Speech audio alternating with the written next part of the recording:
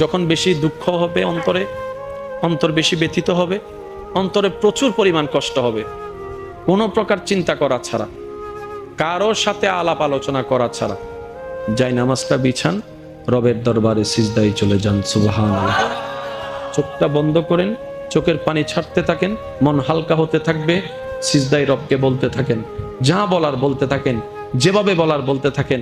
মনে রাখবেন, আপনার সেই মনের বেতার ভাষা হতে পারে আপনার রক্ত বুঝবে না, আপনার ভালোবাসার মানুষ বুঝবে না, আপনার প্রিয় মানুষ বুঝবে না, কিন্তু আপনি যেভাবেই বলেন না কেন, আপনার প্রত্যেকটা শব্দ আপনার রব্বুল আলামিন বুঝবেই বুঝবে। সুবহানাল্লাহ। আপনি যখন ওনাকে দুঃখের কথা বলবেন, উনি আপনার দুঃখটাকে হালকা করে দিবে, সেই দুঃখের খবর প্রকাশ করে আপনাকে কখনো বেইজ্জত করবে না।